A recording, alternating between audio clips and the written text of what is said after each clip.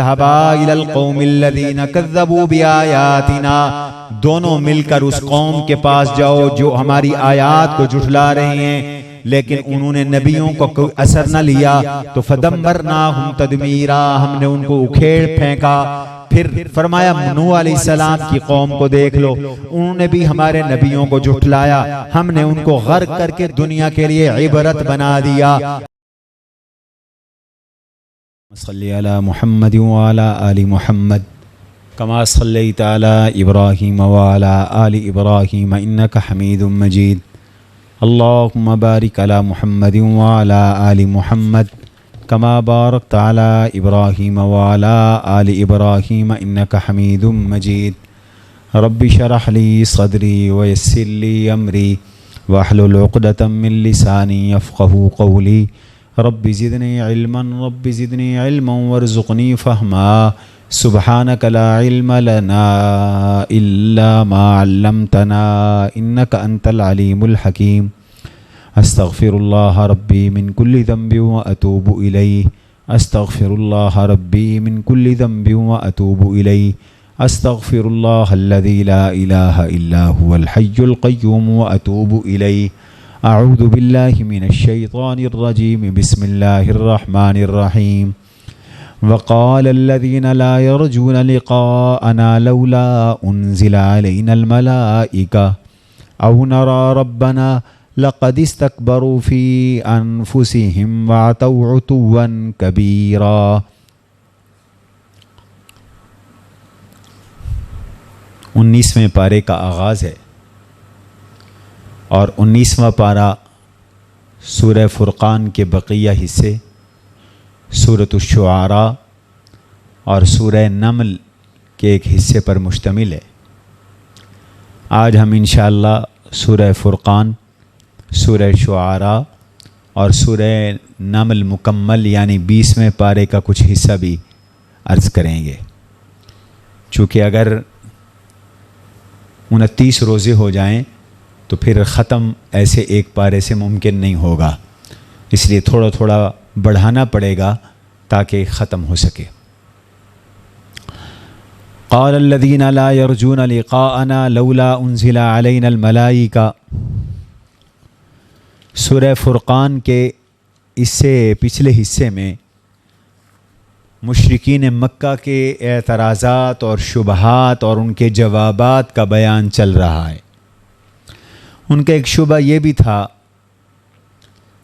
ان مشرکین کا، کفار کا، جن کا اللہ کی توحید پر، حضور علیہ السلام کی رسالت پر، قیامت پر ایمان نہیں تھا۔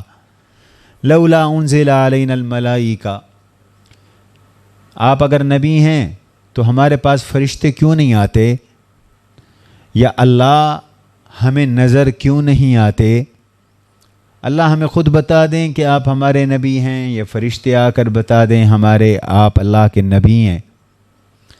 اللہ نے جواب دیا کہ اس ڈھٹائی اور اس جرت کا جو سبب ہے، جو تم اللہ اور فرشتوں کو دیکھنے کی باتیں کر رہے ہو اور فرشتوں کے اترنے کی باتیں کر رہے ہو، وہ ہے تمہارا تکبر اور سرکشی۔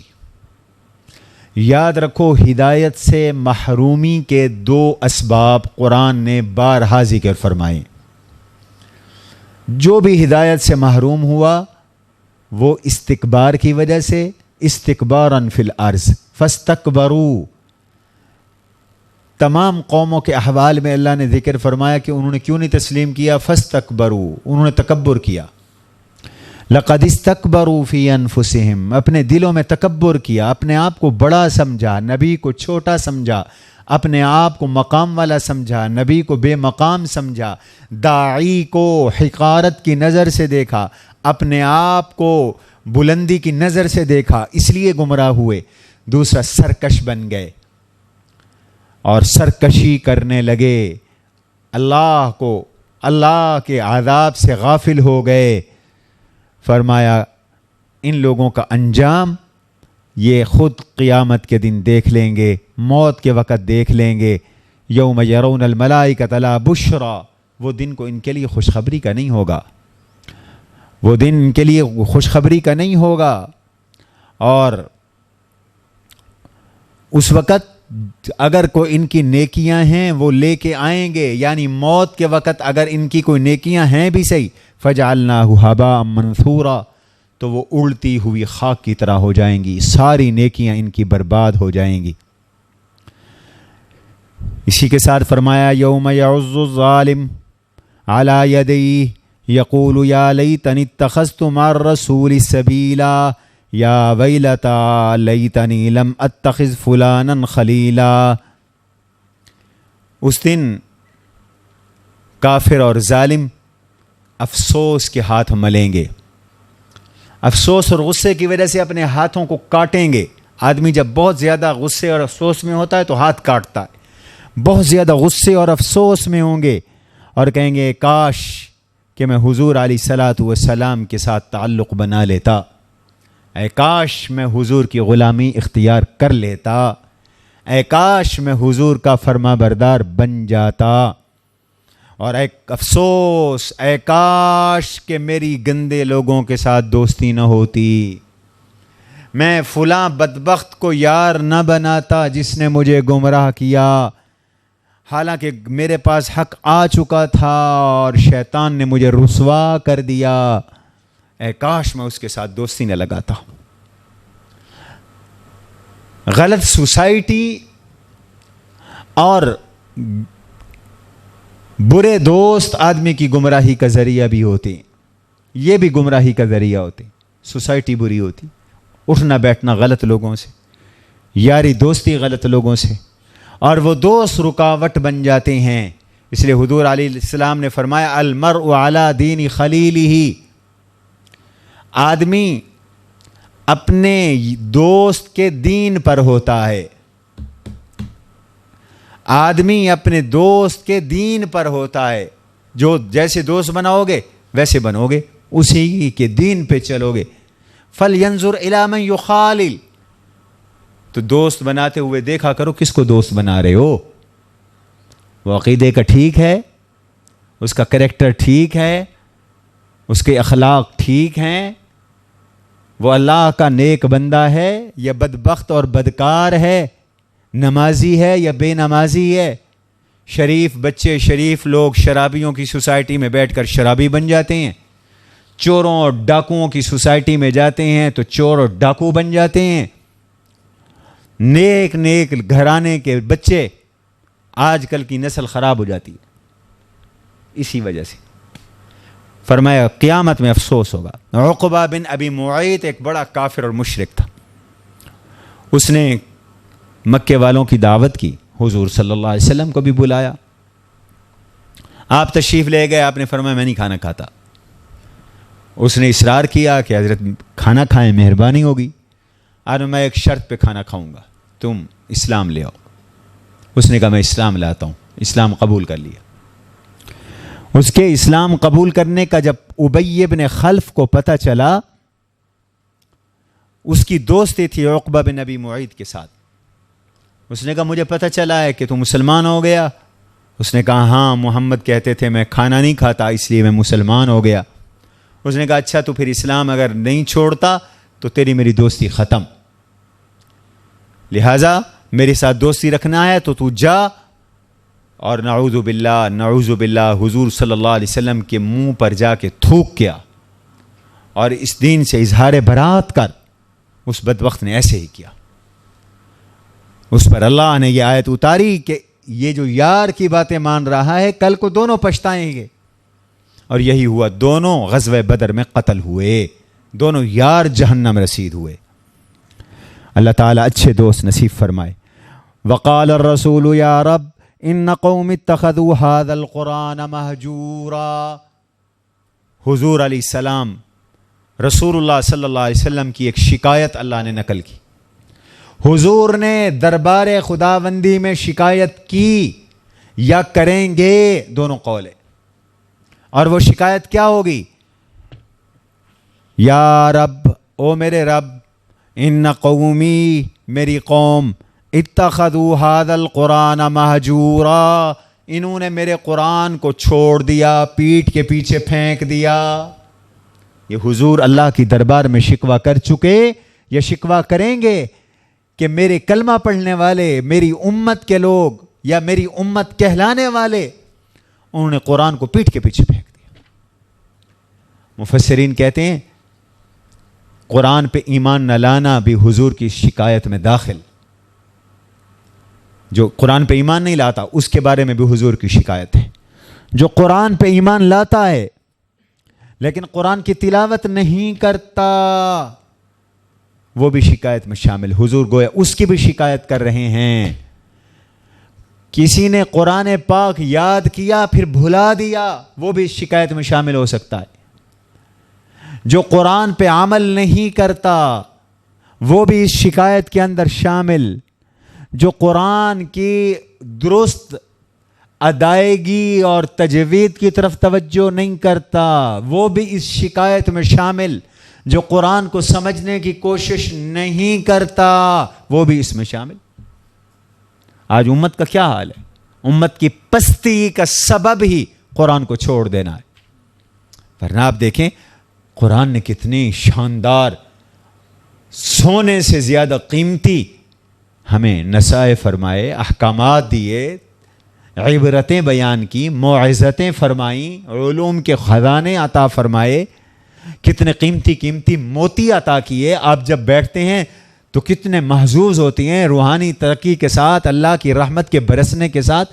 کیا کیا ہمیں موتی ملتے ہیں قرآن کریم سے۔ اللہ ہم سب کو قرآن کریم کے حق ادا کرنے والا بنائے، آمین کہو۔ وَكَذَلِكَ جَعَلْنَا لِكُلِّ نَبِيٍّ عَدُوًّا مِّنَ الْمُجْرِمِينَ وَكَفَىٰ بِرَبِّكَ هَادِيًا وَنَصِيرًا۔ میرے نبی جیسے یہ آپ کے دشمن ہیں نا، عقبہ بن ابی معیط جیسے، ابی بن خلف جیسے، ایسے ہر نبی کے ہم نے مجرم لوگ دشمن بنا دیے تھے۔ لہذا آپ تسلی رکھیں، آپ گھبرائیں نہیں۔ اگلے رکوع میں سے اب انبیاء علیہ الصلاۃ والسلام کے کا تذکرہ فرما رہے ہیں۔ خاص طور پر یہاں تذکرہ ہے حضرت موسیٰ علیہ نبینا علیہ الصلاۃ والسلام کا۔ وَلَقَدْ آتَيْنَا مُوسَى الْكِتَابَ وَجَعَلْنَا مَعَهُ أَخَاهُ هَارُونَ وَزِيرًا۔ ہم نے موسیٰ علیہ السلام کو تورات عطا کی اور ان کے بھائی ہارون علیہ السلام کو ان کا وزیر بنایا۔ پھر ہم نے کہا اذهبا إلى القوم الذين كذبوا بآياتنا، دونوں مل کر اس قوم کے پاس جاؤ جو ہماری آیات کو جھٹلا رہے ہیں، لیکن انہوں نے نبیوں کو کوئی اثر نہ لیا، تو فدمرناہم تدمیرا، ہم نے ان کو اکھیڑ پھینکا۔ پھر فرمایا نوح علیہ السلام کی قوم کو دیکھ لو، انہوں نے بھی ہمارے نبیوں کو جھٹلایا، ہم نے ان کو غرق کر کے دنیا کے لیے عبرت بنا دیا، آخرت میں ان کے لیے عذاب علیم تیار کیا۔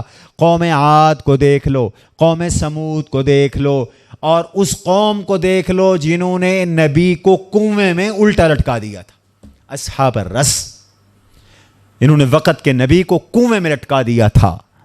اور بہت ساری قومیں، کلن ضربنا لہ الامثال وکلن تبرنا تتبیرا، ان سب کی ہم نے مثالیں بیان کی، ان سب کو ہم نے تباہ اور برباد کیا، اکھیڑ کے پھینک مارا، قصہ پارینہ بنا دیا۔ پھر وہ مکے کے لوگوں، یہ حضور کے نہ ماننے والوں کو کے لیے تخویف ہے، ڈرو ڈرو، تم فرعونیوں سے زیادہ طاقتور نہیں۔ عاد اور سمود کو دیکھو، اصحاب الرس کو دیکھو، قوم نوح کو دیکھو، اب فرمایا قوم لوط کو ہی دیکھ لو۔ تم اپنے سفروں میں انہی کی بستیوں سے گزر کر جاتے ہو، وہ کھنڈرات تمہارے سامنے ہوتے ہیں، تم اپنے آنکھوں سے ان کھنڈرات کا مشاہدہ کرتے ہو جو لوط علیہ السلام کی قوم کے کھنڈرات ہیں، ان پر پتھروں کی بارش برسی تھی، تم نہیں دیکھتے؟ پھر بھی تم قیامت کے دن اٹھنے کی امید نہیں رکھتے؟ فرمایا یہ ان کی قوموں کا حال ہے اور ان کا انجام ہے۔ اور میرے نبی کی قوم کا حال کیا ہے یہ بھی آپ کو دیکھ کر مذاق اڑاتے ہیں۔ وَإِذَا رَأَوْكَ إِن يَتَّخِذُونَكَ إِلَّا هُزُوًا، حضور کو دیکھ کر مذاق اڑاتے ہیں، کہتے ہیں یہی ملا تھا اللہ کو رسول، نعوذ باللہ من ذالک، اسی کو اللہ نے، اسی یتیم کو، عبداللہ کے در یتیم کو، آمنہ کے لال کو، عبد المطلب کے پوتے کو اللہ نے نبی بنانا تھا۔ یہ تو ہمارے خداؤں سے ہمیں ہٹانا چاہتا ہے۔ اللہ نے فرمایا میرے نبی آپ صبر کریں، جب رب کا عذاب آئے گا تو یہ دیکھ لیں گے انہوں نے اپنی خواہش کو اپنا خدا بنا دیا ہے، معبود بنا دیا ہے۔ ان کی سمجھنے کی اور سننے کی قوت گویا کہ سلب ہو گئی ہے، یہ جانوروں کی طرح ہیں۔ انہم الا کالانعام بل ہم اضل سبیلا، بلکہ جانوروں سے بھی گئے گزرے، جانور بھی بات سمجھ لیتے ہیں، یہ تو جانوروں سے گئے گزرے ہیں، بات ہی نہیں سمجھتے، ہدایت کے مقابلے میں ضلالت لاتے ہیں، معاند اور دشمن بنتے ہیں، اللہ کے نبی اور دین کے خلاف رکاوٹیں کھڑی کرتے ہیں۔ پھر فرمایا او خدا کی توحید کے منکرو، ذرا خدا کی توحید کی آیات میں غور کرو۔ الم تر الی ربک کیف مد الظل، اللہ نے کیسے لمبا سایہ کر دیا۔ اگر اللہ چاہیں تو رات ہی رات رہے، سایہ ہی سایہ رہے، سورج نکلے ہی نہ۔ وَلَوْ شَاءَ لَجَعَلَهُ سَاكِنًا، پھر ہم نے اس سائے کی قدر کے لیے سورج کو بھیجا ہے، پھر ہم سائے کو سمیٹ لیتے ہیں۔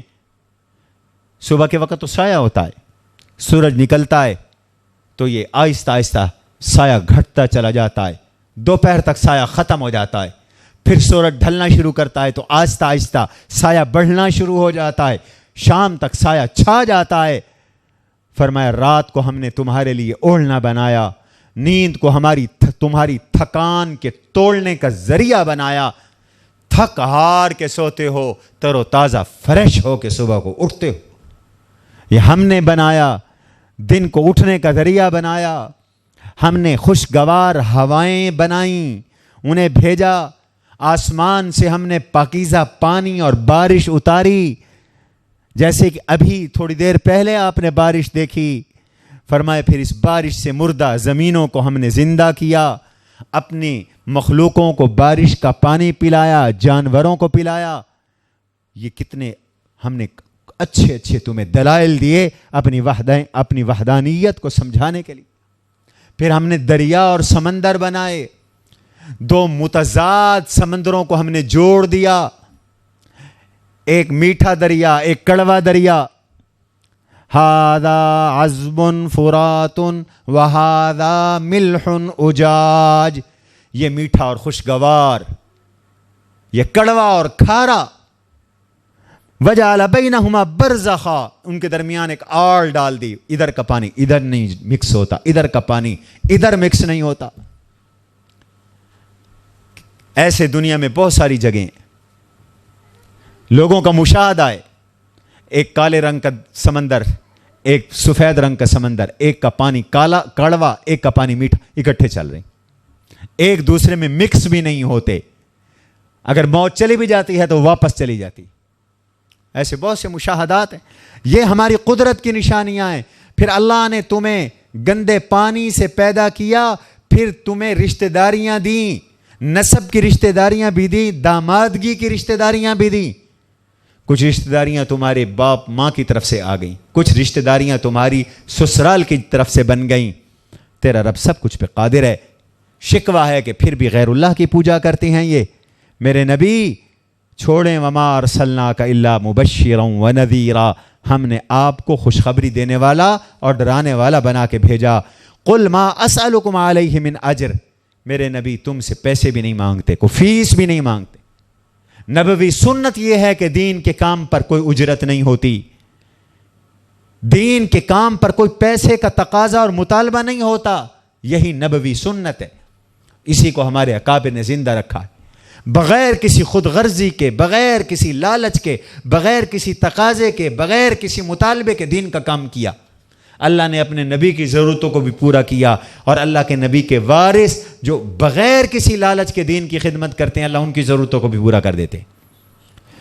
وَتَوَكَّلْ عَلَى الْحَيِّ الَّذِي لَا يَمُوتُ، میرے نبی آپ اللہ پہ توکل کیجئے، لالچ نہ رکھیں ان سے، ہم نے آپ کو بنایا اسی طرح کہ آپ میں کوئی لالچ نہیں، لہذا اللہ پہ بھروسہ رکھیں۔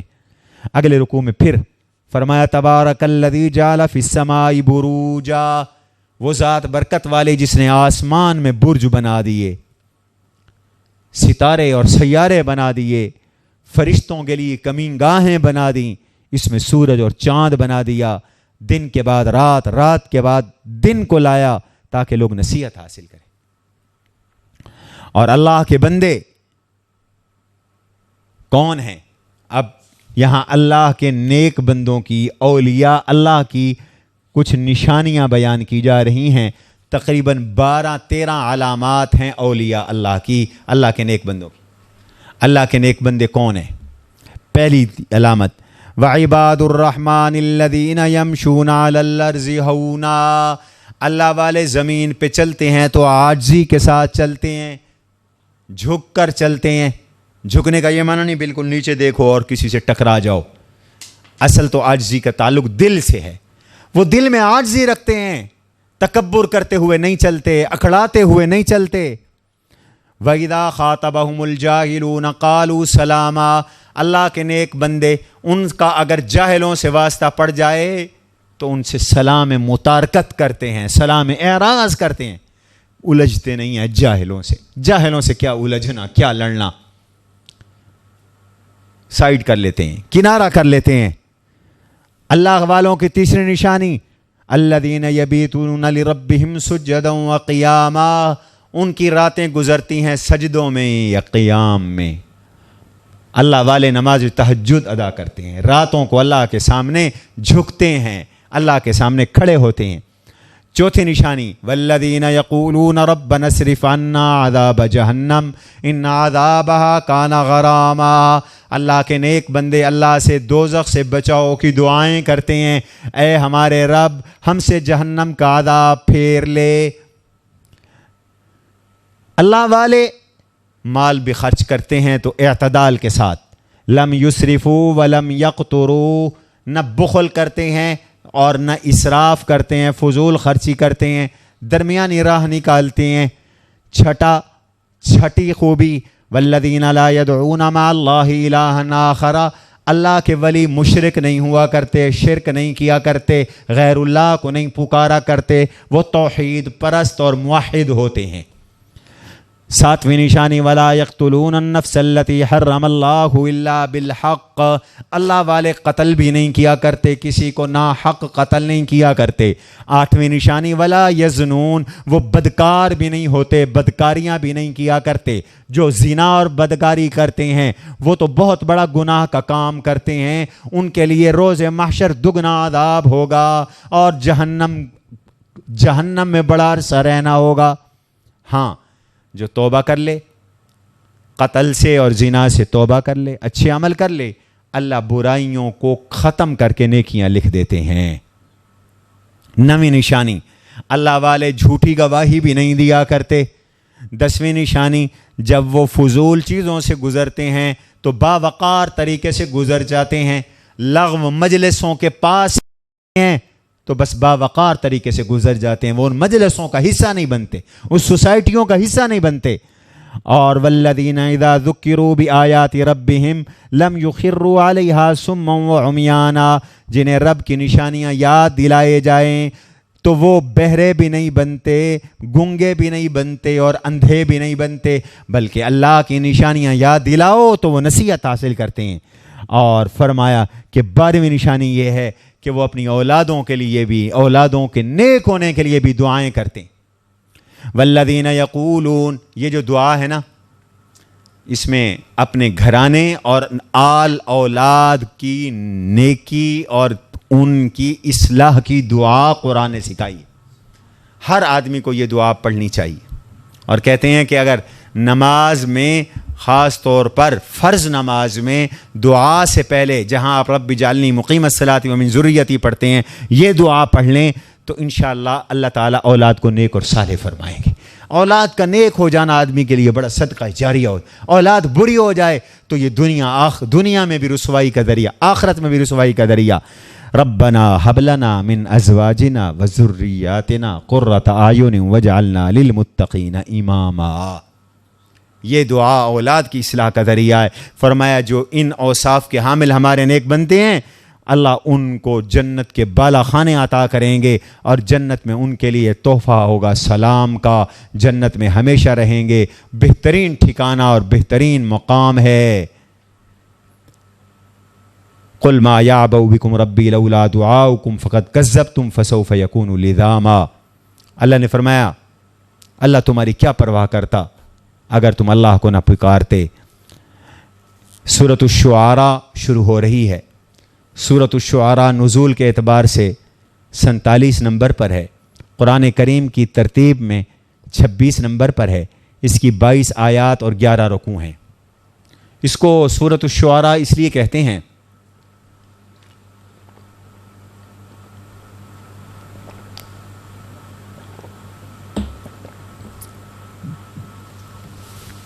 سورۃ الشعراء اس لیے کہتے ہیں کہ اس صورت میں شعراء کا ذکر ہے اور شعر کے بارے میں احکامات بتائے گئے ہیں، اور شعر تاثیر کے اسباب میں سے ایک سبب ہے، لوگوں پر اثر کرتے ہیں شعر، تو اس لیے یہ جو اثر کرنے والے اثرات ہیں فرمایا ان کو جائز اور صحیح مقاصد میں استعمال کیا جائے، ان کو برے مقاصد میں استعمال نہ کیا، بالکل ایسے جیسے آج کے دور میں میڈیا ہے، میڈیا لوگوں کے ذہنوں کو بدل دیتا ہے، تو اس کو صحیح استعمال کیا جائے، جھوٹ کے پھیلاؤ کے لیے، اسلام کے خلاف پھیلاؤ کے لیے اسے استعمال نہ کیا جائے۔ سورہ شعراء بھی یہی بتلا رہی ہے کہ خبر کے اور تاثیر کے جو اسباب ہیں ان کو ٹھیک مقاصد کے لیے استعمال کرو۔ پچھلی صورت میں یعنی سورہ فرقان میں اللہ تبارک و تعالیٰ کی توحید کا بیان تھا، حضور کی رسالت کا بیان تھا، تسلی کا بیان تھا، یہاں بھی یہی مضامین ہے۔ اس سورۃ الشعراء بھی مکی ہے، ہجرت سے پہلے اتری ہے، تو یہاں اس صورت میں اللہ تعالیٰ نے چند مضامین بیان فرمائے۔ ایک مضمون تو یہ فرمایا کہ مصائب اور مشکلات آئیں گی، حضرات انبیاء علیہ السلام نے بھی ان کا سامنا کیا، حضور صلی اللہ علیہ وسلم کے لیے اللہ نے بہت زیادہ آسانیاں پیدا فرمائیں جو اور نبیوں کے لیے نہیں تھیں، اس کے باوجود حضور علیہ السلام نے بھی مشکلات اٹھائی ہیں، لہذا دین کے راستے میں مشکلات آئیں گی۔ شروع میں قرآن کی طرف ترغیب ہے، طاسیم میم تلک آیات الکتاب المبین، یہ کھلی کتاب کی آیات ہیں، لعلک باخع نفسک الا یکونوا مؤمنین۔ حضور علیہ السلام امت کے غم میں بڑے پریشان رہتے تھے، اپنے آپ کو گھلاتے رہتے تھے، بالکل ایسے جیسے کوئی کسی کو دوزخ میں، دنیا کی آگ میں جلتا دیکھے تو برداشت نہیں ہوتا۔ تو اب حضور تو گویا آنکھوں سے دیکھ رہے ہیں کہ امت دوزخ میں جل رہی ہے، تو حضور کیسے برداشت کرتے؟ تو فطری امر ہے کہ اللہ کے نبی اپنے آپ کو گھلاتے رہتے تھے۔ آپ نے فرمایا، آپ اپنے آپ کو، اللہ نے فرمایا میرے حبیب آپ اپنے آپ کو اس بات پہ ہلاک کر دیں گے کہ یہ مومن کیوں نہیں ہوتے؟ اگر ہم چاہیں تو ایسی نشانیاں آسمان سے اتار دیں کہ ان کی گردنیں جھک جائیں اور یہ مومن ہو جائیں، لیکن ہماری یہ مشیت کے خلاف ہے، ہماری یہ حکمت اور مصلحت کے خلاف ہے۔ انبیاء علیہ السلام کا تذکرہ کثرت سے اس صورت میں ہے، اور بہت سے نبیوں کا اللہ تعالیٰ نے اس صورت کے اندر ذکر کیا ہے۔ حضرت موسیٰ علیہ السلام کا تذکرہ تو کئی رکوعوں پر مشتمل ہے، پھر حضرت ابراہیم علیہ السلام کا ذکر خیر ہے، نوح علیہ السلام کا ذکر خیر ہے، قوم عاد اور حضرت ہود علیہ السلام کا ذکر ہے، قوم سمود اور صالح علیہ السلام کا ذکر ہے، قوم لوط کا ذکر ہے، اور قوم شعیب علیہ السلام کا ذکر ہے، اور حضور صلی اللہ علیہ وسلم کے کچھ حالات ہیں۔ اس طرح یہ صورت ختم ہوتی ہے، اور یہ سارے واقعات ہم نے بارہا سنے ہیں۔ قرآن کریم نے ان کو تکرار کے ساتھ ہماری موعظت کے لیے، ہماری نصیحت کے لیے، ہر جگہ پر الگ نصیحت کے لیے ان کو نقل کیا ہے۔ جو بات بار بار کہی جائے تو ذرا دل میں بھی اترتی ہے۔ فرمایا اذ نادى ربك موسیٰ ان ائت القوم الظالمین، اللہ نے موسیٰ کو کہا کہ ظالم قوم کے پاس جاؤ، قوم فرعون کے پاس جاؤ، وہ مجھ سے نہیں ڈرتے۔ موسیٰ علیہ السلام نے کہا اللہ مجھے خوف ہے وہ مجھے جھٹلائیں گے اور میرا دل تنگ ہوگا، میری زبان نہیں چلتی، میرے بھائی ہارون کو بھی بھیج دیں۔ پھر مجھ سے قتل ہو گیا تھا، مجھے خوف ہے کہ وہ بدلے میں مجھے قتل کر دیں گے۔ تو اللہ تعالی نے موسیٰ اور ہارون دونوں کو نبی بنا کے بھیجا۔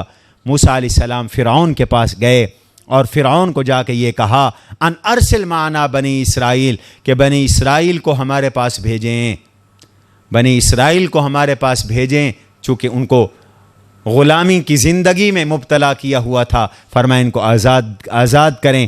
فرعون نے کہا الم نربک فینا ولیدا، ہم نے تمہیں بچپن میں پالا نہیں موسیٰ؟ اب تمہیں جرت ہو گئی ہے، تم ہمارے سامنے بولتے ہو، ہمارے پاس تو تم پلے ہو اور کتنا عرصہ ہمارے پاس رہے ہو، اور پھر تمہیں اپنا وہ کرتوت یاد ہے جو تم نے ایک کرتوت کیا تھا، تمہارے ہاتھ سے ایک بندہ قتل ہو گیا تھا۔ موسیٰ علیہ السلام نے فرمایا میں نے جان بوجھ کے اس کو نہیں مارا تھا، وہ تو اس کی قضا آئی ہوئی تھی، میں نے ایک تھپڑ مارا، تھپڑ سے کون مارا کرتا ہے یا مرا کرتا ہے، وہ مر گیا، اور پھر میں تمہارے خوف سے یقیناً یہاں سے چلا گیا تھا، پھر اللہ نے مجھے نبوت دے کے بھیجا۔ باقی تم مجھ پہ احسان جتلاتے ہو کہ میں نے پالا، کیا یہ احسان تمہارے ظلم کا بدلہ بن سکتا ہے کہ تم نے بنی اسرائیل کو غلام بنا کے رکھا ہوا ہے؟ تلک نعمت تمنھا علی ان عبدت بنی اسرائیل، معلوم ہوتا ہے آزادی بڑی نعمت ہے۔ حضرت موسیٰ علیہ السلام نے اپنے قوم کی آزادی کے لیے جد و جہد کی، ہمارے اکابر نے انگریز سے آزادی کے لیے جد و جہد کی۔ آج بھی ہمارے اکابر کہہ رہے ہیں کہ ہمارے جسموں سے تو انگریز کی غلامی ختم ہو گئی، لیکن ہمارے حکمرانوں کے ذہن اب بھی غلام ہیں، یہ انہی کے غلام ہیں۔ قرآن نے آزادی کی دعوت دی ہے، تو فرمایا کہ فرعون نے کہا کہ تم مجنون ہو، کوئی تمہارے پاس نشانی ہے تو پیش کرو۔ موسیٰ علیہ السلام نے اپنے معجزات پیش کیے، اس نے کہا یہ جادوگر ہے، اس کی قوم نے کہا جادوگر ہیں، جادوگر بلاؤ، جادوگر بلائے گئے، مقابلہ ہوا، تو موسیٰ علیہ السلام کا عصا سب کے جادوؤں کی رسیوں کو کھا گیا، ہڑپ کر گیا، تو سارے جادوگروں پر حقیقت منکشف ہو گئی، یہ کوئی جادوگر نہیں ہے، یہ کوئی خدائی طاقت ہے، سب سجدے میں گر گئے۔ تم بگڑ گیا فرعون کہ میری اجازت سے پہلے تم سجدے میں گر گئے ہو، مسلمان ہو گئے ہو، میں تمہارے ہاتھ پاؤں کاٹ کر تمہیں سولی پہ لٹکا دوں گا۔ انہوں نے فرمایا ہمیں کوئی فرق نہیں پڑتا۔ یہ دیکھو ان کی استقامت، ہمیں کوئی فرق نہیں پڑتا، مر جائیں گے تو کیا ہوا، اللہ کے راستے میں شہید ہو جائیں گے، ہم اللہ کے پاس ہی جائیں گے۔ پھر اللہ نے موسیٰ علیہ السلام کو فرمایا قوم کو لے کے چلو۔ موسیٰ علیہ السلام نے قوم کو کہا چلو، فرعون کو پتہ چلا تو اس نے کہا یہ چھوٹی سی جماعت ہے، یہ ہمارا مقابلہ کیا کر سکتی ہے۔ پھر اللہ تعالیٰ نے موسیٰ علیہ السلام ان کی قوم کو نجات دی اور فرعون کو اور اس کی جماعت کو غرق کیا۔ تو فرمایا کہ دیکھو جھٹلانے والے غرق ہوئے، مکہ کے لوگوں نبی کو نہ جھٹلاؤ۔ اس کے بعد ابراہیم علیہ السلام کا ذکر کیا، وَاتْلُ عَلَيْهِمْ نَبَأَ ابراہیم۔ ابراہیم علیہ السلام نے قوم سے کہا، باپ سے کہا کس کی پوجا کرتے ہو؟ انہوں نے کہا ہم بتوں کی پوجا کرتے ہیں، انہی کے آگے رہتے ہیں، بہن انہی کے سامنے جھکتے ہیں۔ فرمایا ان کو جن کو تم پکار رہے ہو یہ سنتے ہیں، یہ تمہیں نفع دیتے ہیں، یہ تمہیں نقصان دیتے ہیں؟ انہوں نے کہا ہمیں یہ تو نہیں پتا، البتہ ہمارے باپ دادا ایسے کرتے آئے۔ حضرت ابراہیم علیہ السلام نے فرمایا تم دیکھو تو صحیح کس کی پوجا کر رہے ہو، یا تمہارے باپ دادا کس کی پوجا کر رہے تھے؟ میں تو ان کی پوجا نہیں کرتا، یہ تو میرے دشمن ہیں، میں تو اللہ کی پوجا کرتا ہوں جس نے مجھے ہدایت دی۔ ہوا یطعمنی و یسقین، مجھے بھوک لگتی ہے تو مجھے کھانا بھی کون کھلاتا ہے، مجھے پیاس لگتی ہے تو مجھے پلاتا بھی۔ وَإِذَا مَرِضْتُ فَهُوَ يَشْفِينِ، میں جب بیمار ہوتا ہوں تو مجھے شفا بھی میرا اللہ دیتا ہے، وہ مجھے موت دیتا ہے، وہ مجھے زندہ کرتا ہے، مجھے اسی سے امید ہے وہ قیامت کے دن میری مغفرت بھی کر دے گا۔ اور پھر دعا کی، اے اللہ مجھے حکم عطا فرما، نیک لوگوں میں شامل فرما، وَاجْعَلْ لِي لِسَانَ صِدْقٍ فِي الْآخِرِينَ، اور میرے لیے سچائی کی زبان کر دے پچھلوں میں، یعنی میری نسلیں بھی میرے بارے میں ذکر خیر کریں کہ ابراہیم علیہ السلام، ہمارا ابا ابراہیم یہ نیکی کرنے والا تھا، یہ نیکی کرنے والا تھا، یہ نیکی کرنے والا تھا، اور میری نسلیں نیکی پر جمیں تاکہ میرا ذکر خیر ہو۔ اس طرح کی دعا کرنا جائز ہے۔ پھر مجھے جنت کا وارث بنا، میرا باپ کو بخش دے، یہ ایک حد تک، ایک وقت تک مغفرت کی دعا کرتے رہے. میں پہلے کئی دفعہ بیان کر چکا ہوں. اللہ نے اس کے بعد روک دیا تھا کہ مشرک کے لیے استغفار نہیں کرنا، معافی نہیں مانگنی. تو فرمایا حضرت ابراہیم علیہ الصلاۃ والسلام کو بھی اللہ نے کامیابی عطا فرمائی اور بت پرست ناکام ہوئے. مشرکین مکہ تم بھی بت پرست ہو، میرے نبی کا مقابلہ کر کے ناکامی تمہارا نصیب ہوگی. کذبت قوم نوح المرسلین، قوم نوح نے بھی رسولوں کو جھٹلایا. ایک نبی کو جھٹلانا سارے نبیوں کو جھٹلانا. جب نوح علیہ السلام کو جھٹلایا تو گویا سب کو جھٹلایا. جو حضور کو نہیں مانتا گویا سارے نبیوں کو نہیں مانتا. اس لیے کہ حضور نے سب نبیوں کی صداقت کی دعوت دی، تصدیق کی دعوت دی. تو نوح علیہ السلام کی جو قوم تھی انہوں نے نوح علیہ السلام کا انکار کیا. نتیجہ یہ نکلا کہ نوح علیہ السلام نے اللہ سے دعا کی، رب ان قومی کذبون فافتح بینی و بینہم فتحا، میرا اللہ ان کے درمیان اور ہمارے درمیان فیصلہ کر دیجئے. ونجنی ومن معی من القوم المؤمنین، ایمان والوں کو اور مجھے نجات دے دیجئے. اللہ نے دعا قبول کی، نوح علیہ السلام اور مومنین کو نجات ملی. پوری قوم تباہ اور برباد ہو گئی. پھر قوم عاد کا ذکر کیا، کذبت عاد المرسلین، قوم عاد نے بھی اپنے نبی ہود علیہ السلام کو جھٹلا کر سب نبیوں کو جھٹلا دیا. ان سے بھی ہود علیہ السلام نے یہی کہا تھا، اللہ سے ڈرو، میں اللہ کا رسول ہوں، امین ہوں، میں تم سے پیسے نہیں مانگتا، دولت نہیں مانگتا، میں اللہ سے اجر لیتا ہوں. تمہیں ٹاور بنانے کا شوق ہے. یہ قوم عاد ارم ذات العماد التی لم یخلق مثلها فی البلاد، اس کا مصداق تھی. یہ خالی جگہوں پر مینار کھڑے کرتے تھے، کوئی فائدہ نہیں ہوتا تھا میناروں، تاکہ دنیا میں ہمارا نام ہو کہ فلاں نے مینار بنا. جیسے آج کل بڑے بڑے ٹاور ہیں، دنیا میں مقابلہ چھڑ گیا ہے جی کئی ملکوں کا. دنیا کا سب سے بڑا ٹاور جی دبئی میں بن گیا. پھر کسی نے کہا جی سعودیہ میں اتنی منزل بن گئی، تو دبئی والوں نے پھر اونچا بنا دیا، 113 منزلہ بنا دیا، 10 منزلہ بنا دیا. تو فرمایا یہ کام بھی یہی کرتے تھے، لیکن یہ ٹاور بھی انہیں نہ بچا سکے. فرمایا اللہ کی پکڑ آتی ہے تو سخت پکڑ آتی ہے، اللہ سے ڈرو. اسی نے تمہیں جانور، اولادیں، باغات، چشمے دیے، لیکن قوم نہ مانی تو پھر اللہ نے ان پر بھی تیز و تند آندھی کا عذاب بھیجا اور یہ تباہ اور برباد ہو گئے. مکہ کے کافروں، میرے نبی کے دشمنوں، عبرت حاصل کرو، یہ نہیں بچے تم بھی نہیں بچ سکو گے. اس لیے قصے سنائے جا رہے ہیں. کذبت ثمود المرسلین، قوم سمود نے بھی اپنے نبی صالح علیہ السلام کو جھٹلا کر سب نبیوں کو جھٹلا دیا. ان سے بھی وہی باتیں کہیں حضرت صالح علیہ السلام نے جو ہر نبی کہتے آئے. اتترکون فیما ہاہنا آمنین، کیا تم یہاں امن میں رہ کے چھوڑ دیے جاؤ گے؟ تم دنیا میں اس لیے آئے ہو بس کھاؤ پیو امن میں رہو بس، اور کوئی مقصد نہیں. ایسا نہیں چلے گا، اللہ کی فرما برداری کرنی پڑے گی. یہ میرا معجزہ ہے، اونٹنی ہے، اور یہ اونٹنی تمہارے مطالبے پہ آئی ہے. اس کا پینا بھی عجیب ہے، اس کا آنا بھی عجیب طریقے سے آئی، چٹان سے نکلی، لہذا یہ پیے گی تو اس کے پینے کا ایک دن مقرر ہے، اس کی خلاف ورزی نہ کرنا، اس کو نقصان بھی نہ دینا ورنہ عذاب آ جائے گا. فعقروها فاصبحوا نادمین، انہوں نے اس اونٹنی کی ٹانگیں کاٹ دیں، فرشتے نے چیخ ماری، ان کے کلیجے پھٹے، یہ ہلاک ہو گئے. نبی کی اللہ کی اونٹنی کا مذاق اڑایا، نقصان پہنچایا تو یہ ہوا. کوئی اللہ کے رسول کو نقصان پہنچائے، کوئی حضور کی توہین و گستاخی کرے تو اس کا کیا انجام ہوگا؟ لوگوں کان کھول کے سن لو. کوئی مسجدوں کو نقصان پہنچائے، کوئی بیت اللہ کو، حرمین کو نقصان پہنچائے تو لوگوں کان کھول کے سن لو. صالح علیہ السلام کی اونٹنی سے عبرت حاصل کرو. یہ قصے اس لیے سنائے جا رہے ہیں. قوم لوط نے بھی رسولوں کو جھٹلایا. جب لوط علیہ السلام کو جھٹلایا تو سارے رسولوں کو جھٹلایا. ان سے بھی یہی کہا گیا جو باقی نبیوں نے کہا. ایک جیسی تقریر قرآن نے سب کی نقل کی، لیکن قوم بدکاری سے، بدبختی سے باز نہ آئی تو بس پھر بیوی بھی ہلاک ہو گئی. نبی کی بیوی بھی نہ بچ سکی، کلمہ نہیں پڑھا تھا. وہی بچے جنہوں نے کلمہ پڑھا تھا، پتھروں کی بارش آئی، سب ہلاک ہو گئے۔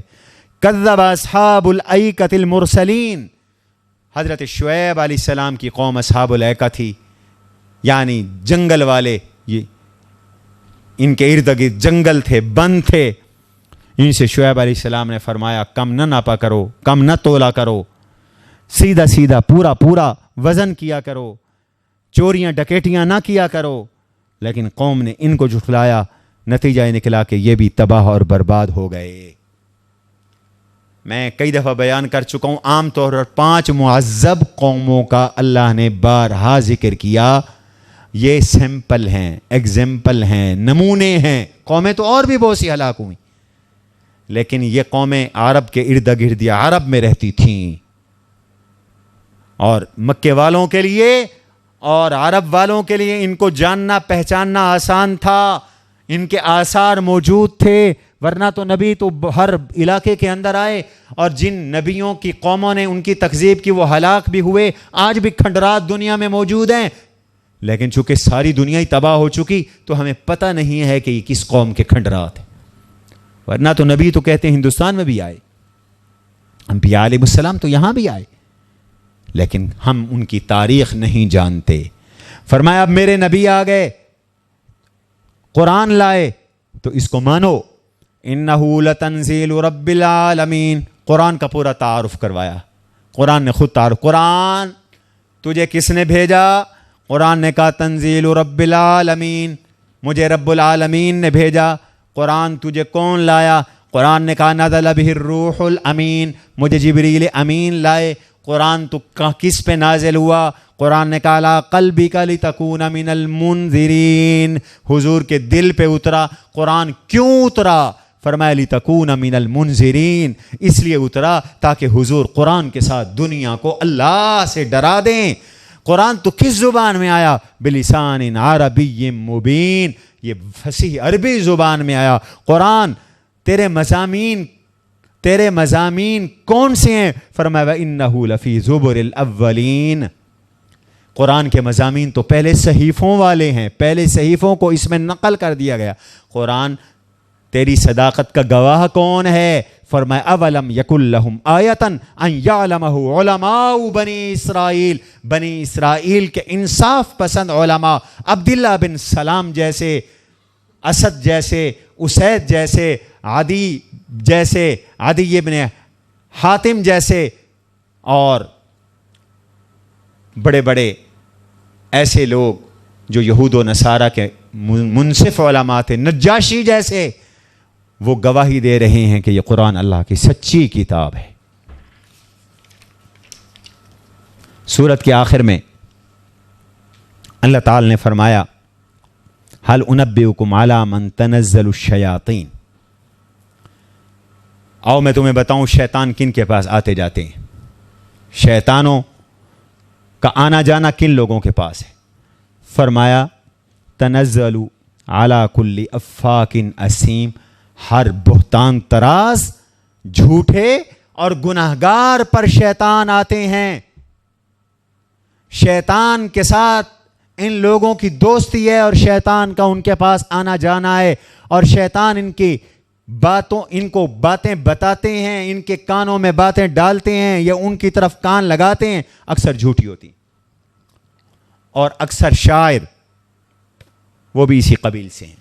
وَالشُّعَرَاءُ يَتَّبِعُهُمُ الْغَاوُونَ، بہت سے شعراء وہ بھی انہی کی پیروی کرتے ہیں، گمراہ ہیں، اور ان کے شعروں کو سنو تو زمین آسمان کے کلابے ملائے ہوئے ہوتے ہیں۔ الا انہم فی کل واد یہیمون، ہر وادی میں گھوم رہے ہیں۔ جس کی تعریف کرنے پہ آئے تو زمین آسمان کو ایک کر دیا، اور جس کی مذمت کرنے پہ آئے تو اس کو انسانیت کے دائرے سے نکال دیا۔ وہ ہمارے طلباء نے پڑھی دیوان متنبی، وہ متنبی جو ہے جب کافور کی مذمت تعریف کرتا ہے تو زمین آسمان ایک کر دیتا ہے، اور جب اس کی مذمت کرنے پہ آتا ہے تو الامان والپناہ، توبہ توبہ، وَلَقَدْ عَلِمْتُ قبل الخسی بأن الرؤوس مقر النحا فلما انتہینا الی عقلہ وجدنا الخسا کلہا فی النہا. اس کو علماء سمجھیں گے. وَإِنَّهُمْ يَقُولُونَ مَا لَا يَفْعَلُونَ. شاعر وہ کہتے ہیں جو کرتے نہیں ہیں، خالی بلند و باغ دعوے ہوتے ہیں. اب یہ شاعروں کی مذمت آ گئی تو کیا سارے شعر برے ہیں؟ سارے شاعر برے ہیں؟ فرمایا نہیں نہیں نہیں نہیں. إِلَّا الَّذِينَ آمَنُوا وَعَمِلُوا الصَّالِحَاتِ. جو شاعر اہل ایمان اور اہل اعمال ہیں. وَذَكَرُوا اللَّهَ كَثِيرًا. کثرت سے اللہ کا ذکر کرتے ہیں. وَانْتَصَرُوا مِن بَعْدِ مَا ظُلِمُوا. اور مظلوم ہونے کے بعد وہ بدلہ لیتے ہیں. وہ ایسے نہیں ہیں، وہ ایسے نہیں ہیں. تو جب یہ آیات اتری تو وہ صحابہ جو شاعر تھے، حضرت حسان، حضرت ابی، تو وہ پریشان ہوئے. کیا حضرت ہماری مذمت ہو رہی ہے تو ہم شعر نہ کہیں؟ فرمایا نہیں، الا الذین آمنوا میں تمہارا تو استثناء ہے. یہ تو ان لوگوں کے بارے میں ہے جو اہل ایمان نہیں ہیں. سورۃ شعراء اختتام پذیر ہوئی. آگے سورۃ النمل ہے. بسم اللہ الرحمن الرحیم. طاسین تلک آیات القرآن و کتاب مبین. نمل کا معنی ہوتا ہے چیونٹی. اس صورت میں چیونٹی کا ذکر ہے اور بڑا دلچسپ اس صورت کے قصص ہیں، قصے ہیں. اور چیونٹی اللہ کی چھوٹی سی مخلوق ہے اور ہے بڑی منظم، تو ہمارے لیے عبرت کا سامان ہے. کبھی دیکھا چیونٹی کو؟ چلتی ہیں تو لائن بنا کر چلتی ہیں. میں اس کا آگے چل کر چیونٹی کے بارے میں آپ کو کچھ عرض کروں گا، بتاؤں گا موقع ملا تو اس لیے سورت کا نام پڑ گیا سورۃ النمل. اس سورت کا ایک نام سورۃ سلیمان بھی ہے، چونکہ اس میں بطور خاص حضرت سلیمان علیہ السلام کا قصہ مذکور ہے، حضرت سلیمان علیہ السلام کی باتیں مذکور ہیں. اس سورت میں اللہ تعالیٰ، یہ سورت بھی مکی ہے، قرآن کریم کی ترتیب میں یہ 27 نمبر پر ہے اور نزول کے اعتبار سے 48 نمبر پر ہے. 7 رکوعات اور 93 آیات پر مشتمل ہے. اس سورت میں اللہ تعالیٰ نے خاص طور پر بیان کیا کہ اللہ تبارک و تعالیٰ کی نعمتوں کا شکر کرو. اللہ کی نعمتوں کا شکر کرو کہ دیکھو چیونٹی کی بات سن کر حضرت سلیمان علیہ السلام نے اللہ کا شکر ادا کیا تھا. اس میں علم اور علم کی فضیلت کو بیان کیا.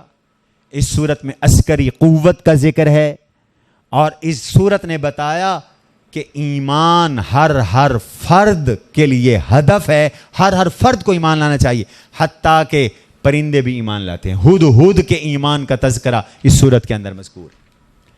بسم اللہ الرحمن الرحیم. طاسین تلک آیات القرآن و کتاب مبین. یہ قرآن کی آیات ہیں اور واضح کتاب کی آیات ہیں. انہیں غور سے سنو، توجہ سے سنو. یہ واضح کر کر کے باتیں بتا رہی ہے. یہ پختہ کتاب ہے، ہدایت ہے، ایمان والوں کے لیے خوشخبری ہے. پھر ایمان والوں کی کچھ اوصاف بیان کرنے کے بعد فرمایا وَإِنَّكَ لَتُلَقَّى الْقُرْآنَ مِن لَّدُنْ حَكِيمٍ عَلِيمٍ. میرے حبیب، آپ کو قرآن اللہ کی طرف سے ملا ہے جو بہت حکمتوں والے ہیں، بہت علم والے ہیں. معنی یہ ہوا کہ قرآن میں بہت حکمتیں ہیں، بہت علم ہے. قرآن حکمت کی کتاب ہے، قرآن علم کی کتاب ہے. اب وہ حکمتیں اور علم کیا ہیں؟ فرمایا اس کے نمونے کچھ ہم آپ کو پیش کر رہے ہیں. انبیاء علیہ السلام کے قصوں سے ہم کچھ نمونے پیش کر رہے ہیں. سب سے پہلا نمونہ موسیٰ علیہ السلام کا. اذ قال موسیٰ لِأَہلِهِ إِنِّي آنَسْتُ نَارًا. مدین سے موسیٰ واپس آ رہے ہیں بیوی بچوں کو لے کر. راستے میں لمبا سفر، پیدل کا سفر. اس زمانے کے سفر تو ایسے تھے، جنگل بیابان. درد ذیل شروع ہو گیا، زچگی کا وقت آ گیا. کوئی ہاسپٹل تو تھا نہیں، کھلا آسمان ہے، سردی کا موسم ہے، ٹھنڈ لگی ہے. اس وقت تو سردی بھی بہت لگتی ہے. فرمایا کہیں سے جاتا ہوں، آگ واگ ڈھونڈ کے آتا ہوں. دور سے دیکھا ایک درخت پر آگ ہے، قریب گئے تو وہ آگ نہیں تھی، وہ اللہ کا نور تھا. آگ لینے کی کوشش کی تو آگ پیچھے ہٹ گئی. آواز آئی، اللہ تعالی نے فرمایا انی انا ربک فاخلع علیک. میں تیرا رب ہوں. اللہ نے نبوت سے سرفراز فرمایا، اپنا تعارف کروایا. انہو انا اللہ العزیز الحکیم. میں اللہ بول رہا ہوں جو غالب ہے، حکمتوں والا ہے. نظر نہیں آیا اللہ، لیکن بات کی. اب تمہیں ٹیلی فون نے سمجھا دیا کہ بندہ سامنے نہ ہو، نظر نہ آئے، پھر بھی بات کر سکتا ہے. اس زمانے میں تو اس کا کوئی تصور نہیں تھا، لیکن قرآن نے بتایا، آج کے حالات نے اس کی تائید کر دی. پھر اللہ نے بتایا کہ یہ تمہارا عصا معجزہ ہے. وَأَلْقِ عَصَاكَ، عصا ڈالا تو وہ سانپ بن گیا. فرمایا ڈرو نہیں، یہ آپ کا معجزہ ہے. ید بیضاء عطا کیا، نو معجزات عطا کیے. فرمایا جاؤ فرعون کے پاس اور اس کو جا کر تلقین کرو. لیکن فرعون نہ مانا، غرق ہوا. وَلَقَدْ آتَيْنَا دَاوُودَ وَسُلَيْمَانَ عِلْمًا، یہ علم والی کتاب ہے. اللہ نے داؤد و سلیمان کو بھی علم عطا کیا تھا. ان کے پاس دین اور دنیا کا علم تھا. اور جب علم ملے تو کیا کرنا چاہیے؟ بولو، تکبر نہ، عاجزی اور شکر. وقال الحمد للہ الذی فضلنا علی کثیر من عبادہ المؤمنین. اس علم پر داؤد اور سلیمان نے کہا یا اللہ تیرا شکر ہے، تو نے ہمیں اپنے کلمہ پڑھنے والے بہت سے بندوں پر فضیلت عطا کر دی، ایسی چیزیں عطا کی جو کسی کو تو نے نہیں دی. پھر داؤد کے بعد ان کے بیٹے سلیمان ان کے علم کے وارث بنے. وَوَارِثَ سلیمان و داؤد، پیچھے بات علم کی چل رہی ہے. یاد رکھو، میں کئی دفعہ بتا چکا ہوں، نبیوں کی مال کی وراثت نہیں چلا کرتی. حضور کی متواتر حدیث ہے، ہم نبیوں کی جماعت ہیں، ہم وارث نہیں بنا کرتے، نہ وارث بناتے ہیں. ہم جو چھوڑتے ہیں وہ صدقہ ہوتا ہے.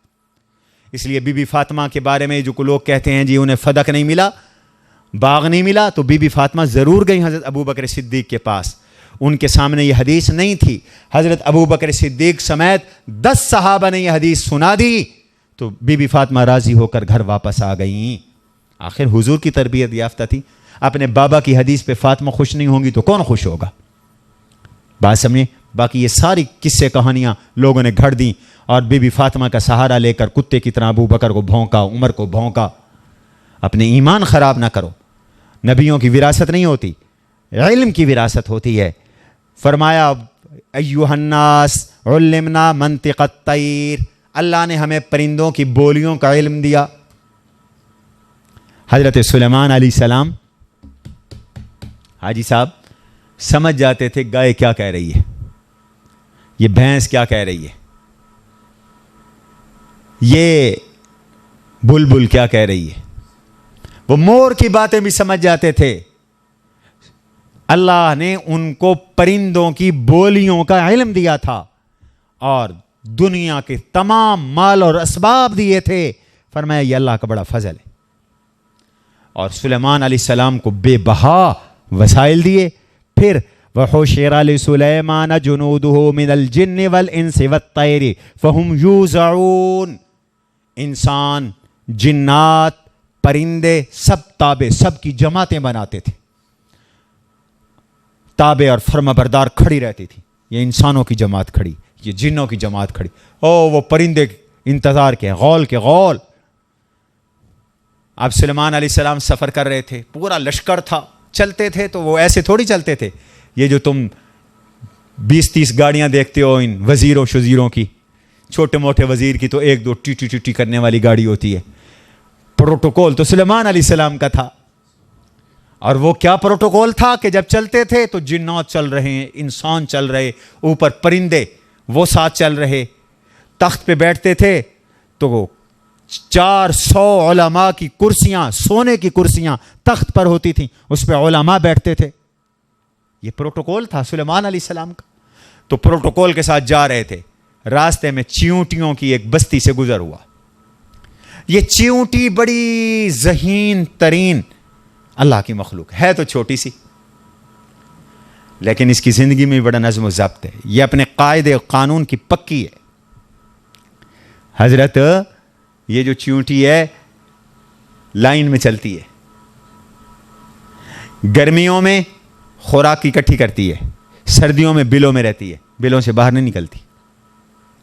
جہاں تک جائے واپس اپنے بل میں آتی ہے. اگر اپنی اس کا ایک دائرہ عمل ہوتا ہے، زمین کا ایک حصہ، وہاں تک اس نے جانا ہوتا ہے، اس سے آگے چلی جائے تو معذرت کر کے واپس آ جاتی ہے وہاں کی مخلوق سے، میں بھول گئی. اور بعض ماہرین علم الحیوانات نے لکھا ہے کہ تجربے سے معلوم ہوا ہے کہ چیونٹیوں کی سزائے موت ہے. چیونٹیوں میں چیونٹیاں اس چیونٹی کو موت کی سزا دے دیتی ہیں جو جھوٹ بولے. اس پر واقعات لکھے ہیں, وقت نہیں کہ میں بیان کروں. اور اس کی قوت شامہ سب سے تیز ہے. چھپا کے رکھ دو مٹھائی, مجال ہے کہ چھوڑے پہنچے گی. تمہارے فریج میں تھوڑا سا سوراخ ہونا چاہیے, وہاں بھی پہنچ جاتی ہے, الماریوں میں پہنچ جاتی ہے.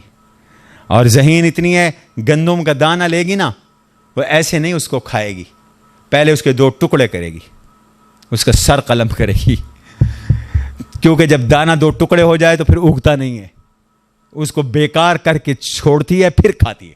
کہیں ایسا نہ ہو کہ اس کو اٹھا کے پھر یہ کاشت کر دیں, تاکہ ان کے استعمال کے قابل ہی نہ رکھوں. سلیمان علیہ السلام کا گزر ان چیونٹیوں کی بستی سے ہوا. ان کی بستیاں ہوتی ہیں پوری. تو ایک جو چیونٹیوں کی ملکہ تھی, بھائی ان میں بھی ڈسپلن ہے, نظم و ضبط ہے. ایک تم انسان اشرف المخلوقات ہو کر بے نظم ہو, نہ کوئی لائن, نہ کوئی قطار, نہ کوئی باری کا انتظار. کافر پھر بھی کرتے ہیں, اور تم مسلمان تو بالکل بے ڈھنگے لوگ. اور نہ کوئی میرٹ ہے ہمارے ہاں. ان کے ہاں تو بہرحال اس مخلوق, چھوٹی سی مخلوق میں بھی میرٹ. ان کی ملکہ ہوتی ہے. ملکہ نے کہا یا ایھا النمل ادخلوا مساکنکم. تمہارے حکمران جب کوئی مصیبت آنے والی ہوتی ہے, یہ پہلے مڈیاں اکٹھی کر لیتے ہیں, تمہیں اس وقت پتہ چلتا ہے جب مصیبت آ جائے. اور چیونٹیوں میں, اوے چیونٹیوں سے عبرت حاصل کرو حکمرانوں. چیونٹیوں کی ملکہ نے کہا, او چیونٹیوں, وہ سلیمان کا لشکر اتنی بڑی تعداد میں آ رہا ہے, تمہیں رونڈ ڈالے گا, پاؤں کے نیچے تمہیں رونڈ ڈالے گا. جلدی جلدی اپنی بلوں میں گھس جاؤ, اندر آ جاؤ, گھروں میں آ جاؤ. سلیمان کے لشکر کو تو پتہ ہی نہیں چلے گا, تم مر جاؤ گی. اللہ نے چیونٹی کی بات سلیمان کو سنوا دی. کون ہے؟ سبحان اللہ. فتبسم ضاحکا من قولها. سلیمان چیونٹی کی بات سن پہ ہنس پڑے, مسکرا پڑے, خوش ہو گئے. چیونٹیوں میں بھی ہمارا ذکر ہے, اچھا چیونٹیوں بھی ہمیں جانتی ہیں. پھر کہا وقال, جب کوئی نعمت اللہ کی ہو تو دل میں بڑائی نہ لانے دیا کرو. جب یہ سمجھو گے کہ اللہ نے نعمت دی تو پھر تکبر نہیں پیدا ہوگا, بڑائی نہیں پیدا ہوگی. تو اپنے آپ کو بڑائی سے بچانے کے لیے فوراً رب سے مخاطب ہوئے. رب اوزعنی ان اشکر نعمتک التی انعمت علی وعلی والدی وان اعمل صالحا ترضاہ وادخلنی برحمتک فی عبادک الصالحین. اے میرا رب, میری مقدر کر, میں تیری نعمتوں کا شکر ادا کروں. یہ تیری نعمت ہے, میں تکبر نہ کروں, میں تیری نعمت کا بول شکر ادا کروں. تو نے مجھ پر بھی نعمتوں کی برسات کر دی, میرے ماں باپ پہ بھی نعمتوں کی بارش کر دی. ان نعمتوں کے بدلے میں تیرے نیک اعمال کروں. ان اعمل صالحا ترضا, ایسے اعمال کروں جس سے تو خوش ہو جائے. ارے میاں, نعمت جتنی زیادہ ہو شکر اتنا زیادہ کرو, اعمال اتنے زیادہ کرو. یہ نعمت کا شکرانہ ہوتا ہے. اور اے اللہ مجھے اپنے نیک بندوں میں داخل کر. یہ تو ہو گئی چیونٹی کی کہانی. اب پرندوں کی کہانی سن لو ذرا. سلیمان علیہ السلام کی حکومت میں بڑا ڈسپلن تھا. تو ہر پرندوں کی بھی فوجیں تھیں, جماعتیں تھیں, ان کی بھی حاضریاں لیتے تھے. انسانوں کی بھی حاضریاں ہوتی تھیں. اور سمجھو آج کل بڑا توقع لوگ اس کو سمجھتے ہیں کہ کوئی نظم نہ ہو, کوئی نظم نہ ہو, کوئی حاضری نہ ہو. ہم تو جی بس خدا والے لوگ ہیں, ہمارے ہاں کوئی حاضری نہیں ہوتی. نہ سلیمان علیہ السلام سے بڑے تم خدا والے لوگ ہو. بھائی ریکارڈ رکھنا چاہیے ہر چیز کا. آپ ایک ادارہ چلاتے ہیں تو ادارے میں طلباء کا ریکارڈ ہونا چاہیے, اساتذہ کا ریکارڈ ہونا چاہیے, حاضریاں ہونی چاہیے. سلیمان پرندوں کی حاضریاں لیتے تھے. سفر کرنا تھا جی, سفر. تو سفر کے لیے ہدہد کی ضرورت پیش آ گئی. ہدہد ایک پرندہ ہے,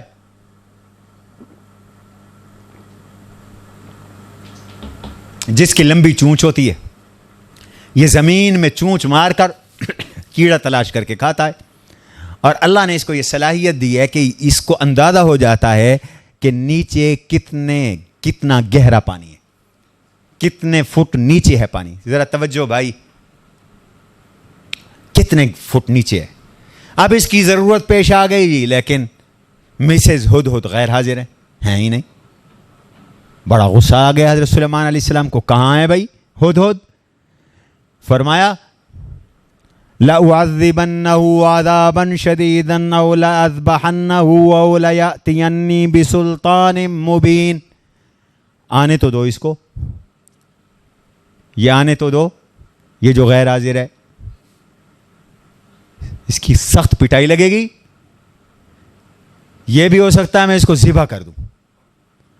ہاں اگر کوئی اس کا واضح عذر ہوا تو پھر رعایت مل سکتی ہے, پھر رعایت مل سکتی.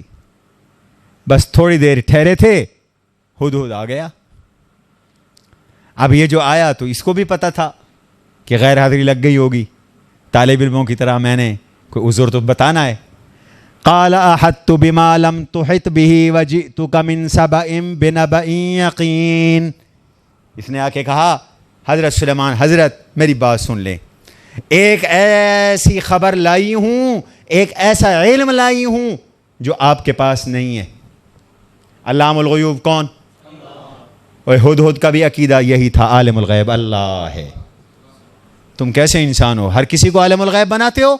ہدہد کا عقیدہ یہ تھا کہ وقت کا نبی عالم الغیب نہیں, اللہ. اس نے کہا ایسی خبر لائی ہوں ما لم تحط به, جو آپ کے پاس نہیں ہے.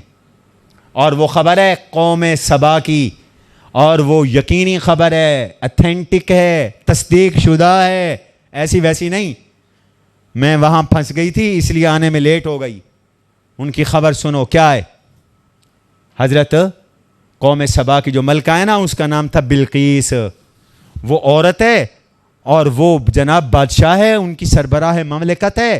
وَأُوتِيَتْ مِن كُلِّ شَيْءٍ, وسائل بڑے ہیں.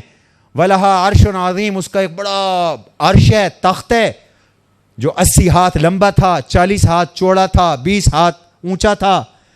اس میں ہیرے اور جواہرات اور سونا اور چاندی جڑا ہوا تھا, بڑا قیمتی تخت ہے حضرت. لیکن افسوسناک بات یہ ہے کہ وجدتها وقومها يسجدون للشمس من دون اللہ, وہ اور اس کی قوم سورج کے پجاری ہیں, سورج کو سجدہ کرتے ہیں اللہ کو چھوڑ کر. اور شیطان نے ان کو یہ عمل ایسا خوبصورت بنا کے پیش کیا ہے کہ یہ گمراہ ہو کر رہ گئے ہیں. تعجب ہے حضرت کہ یہ اللہ کو سجدہ نہیں کرتے, جو چھپی ہوئی چیزوں کو آسمانوں اور زمینوں سے نکال کے لاتا ہے, جس کا علم اور قدرت کامل ہے, اس کو سجدہ نہیں کرتے. حضرت میں اس تعجب میں تھی اس لیے دیر ہو گئی. یہ بڑی عجیب خبر تھی کہ قوم شرک کرتی ہے. حضرت سلیمان السلام نے کہا اچھا سننظر, ہم تصدیق کریں گے, یہ تو ایسے کہانی ڈال رہی ہے, یہ واقعی بات ہے. سمجھو, یہ ہمارے پاس طلباء پڑھتے ہیں نا, بعض گھروں سے آتے ہیں نا, عجیب عجیب کہانیاں ڈالتے ہیں آ کر. سمجھو, کئی تو پکڑے بھی جاتے ہیں. ہمارے ایک وفاق المدارس کی عاملہ کے رکن ہیں, عالم ہیں, جامعہ امدادیہ فیصل آباد کے محتمم میں مفتی محمد طیب صاحب, ہمارے استاد زادے ہیں. انہوں نے مجھے ایک طالب علم کا قصہ سنایا ہے کہ اجلاس میں ایسے ذرافت طبع میں کہ طالب علم دیر سے آیا, ناغہ کر کے آیا, تو کافی دن سے وہ غیر حاضر تھا. تو ہمارے استاد جی حضرت مولانا نذیر احمد صاحب نور اللہ مرقدہ حیات تھے, وہ بڑے غصے تھے. اب آیا تو کیا کیا, آتے ٹینڈ کروایا, اور ٹینڈ کروا کر کوئی پانی بوتل میں ڈالا, کوئی کھجوریں لیے پھرتا تھا. تو ابا جی کے بعد حضرت میں عمر پہ گیا تھا, یہ قبول فرما لیجیے. لا حول ولا قوت, ایسی کہانیاں ڈالتے ہیں. تو سلیمان علیہ السلام نے کہا کہ ہم تصدیق کریں گے, ہم دیکھیں گے کہ تو سچ بول رہی ہے یا جھوٹ. فرمایا یہ میرا خط لے جاؤ, لیٹر لے جاؤ. اذهب بکتابی ھذا فالقه الیہم ثم تول عنہم فانظر ماذا یرجعون. یہ خط لے جا. وہ خط لکھا, اور خط کا مضمون کیا تھا؟ انہو من سلیمان و انہو بسم اللہ الرحمن الرحیم اللہ تعالی علی واتونی مسلمین. یہ خط سلیمان لکھ رہے ہیں, بسم اللہ الرحمن الرحیم, یہ دیکھو قرآن کا جز ہو گیا بسم اللہ الرحمن الرحیم. مضمون خط کا یہ ہے چڑھائی وڑھائی نہ کرو, فوراً کلمہ پڑھ کے میرے دربار میں پہنچو, واتونی مسلمین. بس جب جرت اور طاقت ہوتی ہے نا پھر بادشاہ یوں خط لکھا کرتے ہیں. کہتے ہیں ہارون الرشید نے خط لکھا تھا ایک عیسائی کو.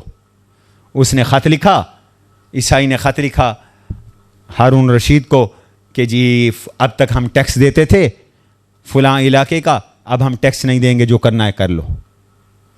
تو جواب میں لکھا, وہ رومی تھا, السلام علیکم من اتبع الہدا یا کلب روم والجواب ما تراہو.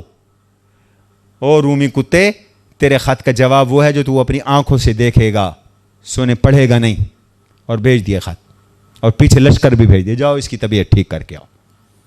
تو یہ مختصر خط, جا یہ خط لے جا اور جا کے ملکہ بلقیس کو دے, اور پھر جواب لے کے آ, دیکھ ہمیں آ کر بتا وہ کیا جواب دیتی ہے. ہدہد نے پنجے میں خط پکڑا. کسی زمانے میں کبوتر خط لے جاتے تھے, یہ واقعتاً تھا اس زمانے میں, سمجھو. اب تو خطوں کا رواج بھی نہیں رہا, اب تو میسیجوں کا اور پتہ نہیں ای میل کا زمانہ آ گیا. ہم جب طالب علم تھے تو خط آتے تھے, روز عصر کے بعد خط تقسیم ہوتے تھے, تو انتظار ہوتا تھا, روز جا کے کھڑے ہوتے تھے کہ کوئی ہمارا خط آ جائے. تو 15 دن میں ایک آدھ خط آ جاتا تھا تو آ جاتا تھا.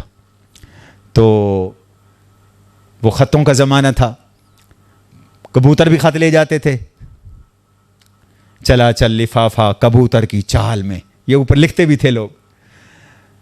خط لے گئی, آگے وہ محل میں آرام کر رہی تھی, اس کے محل میں روشن دان سے گھسی ہدہد یا گھسا ہدہد, اور اسے نیند تھی. اس کے سینے پہ جا کے یوں خط پھینکا اور اڑ گئی. وہ اٹھی, اس نے خط کھولا, دیکھا, خط پڑھا, گھبرا گئی, پریشان ہو گئی. فوراً اپنی کابینہ کا اجلاس بلایا. اس کی کابینہ کے کئی وزیر تھے, ہر وزیر کے پیچھے کے نیچے ایک ہزار افسر تھے. تو تقریباً 100 وزیر تھے, یہ 100 سے زیادہ وزیر تھے, پھر ہزار افسر تھے. اس نے سب کا اجلاس بلایا. اس نے کہا میں کوئی کام تمہارے مشورے کے بغیر نہیں کرتی, لہذا مجھے مشورہ دو. یہ خط آیا ہے, یہ کوئی بادشاہ ہے سلیمان, اس نے ہمیں دھمکی دی ہے, ہمیں کیا کرنا ہے. تو قوم کے وزیروں نے, وزیر بھی سمجھدار تھے, کوئی بدھو نہیں تھے. آج کل تو بس سبحان اللہ, ایسے لگتا ہے کہ ادھر سے پکڑ کر ادھر سے پکڑ کر ادھر سے پکڑ کے لوگوں کو بٹھا دیا, چلو جی وزیر بنو, پتہ کک کا نہیں. قالوا نحن اولو قوت و اولو باس شدید. وزیر کہنے لگے ملکہ سلامت, ہماری طاقت پہ کسی کو کوئی شبہ نہیں ہونا چاہیے, ہم بڑے طاقتور ہیں, جنگجو ہیں, لیکن فیصلے کی پاور ہے آپ کے پاس. والامر الیک فانظری ماذا تأمرین, جو فیصلہ ہوگا ہمیں قبول ہوگا, ہم لڑنے کے لیے تیار ہیں. ملکہ بڑی سمجھدار تھی. اس نے کہا کہ جنگیں مسئلوں کا حل نہیں ہے, جنگیں مسئلوں کا حل نہیں ہے, 2.5 لاکھ مسئلے کا حل ہے. لہذا ان الملوک اذا دخلوا قریۃ نفسدوها, اگر وہ آ گئے, انہوں نے حملہ کیا یا ہم گئے, بادشاہ جب کسی علاقے میں جاتے ہیں تو فساد مچاتے ہیں, ذلیل لوگوں کو عزتدار لوگوں کو ذلیل کرتے ہیں.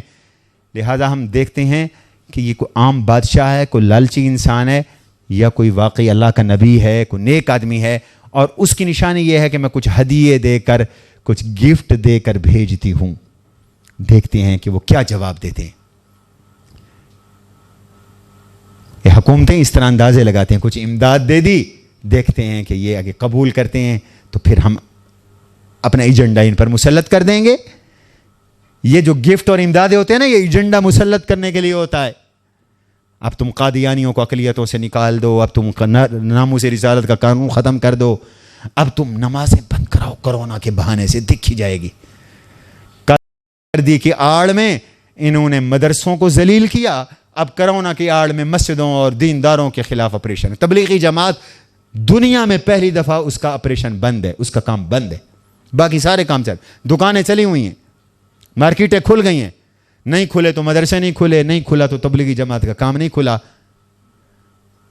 اور مخبری ہے تو مسجدوں کی. خیر بھائی, بات میں سے بات نکل گئی, میں سیاسی آدمی نہیں ہوں, ایسے بس باتیں آ جاتی ہیں. تو فرمایا کہ ہدیے دے کے بھیجے حضرت. کچھ سونے چاندی کی اینٹیں تھیں اور اسی طریقے سے کچھ جو ہے غلام، کچھ باندیاں، اور بالکل ایک عمر کے، ایک سائز کے، ایک جیسی ان کی وردیاں، کپڑے، اور یہ بھیج دیا جاؤ سلیمان کو جا کے گفٹ کراؤ. دیکھیں گے کیا رد عمل ہے.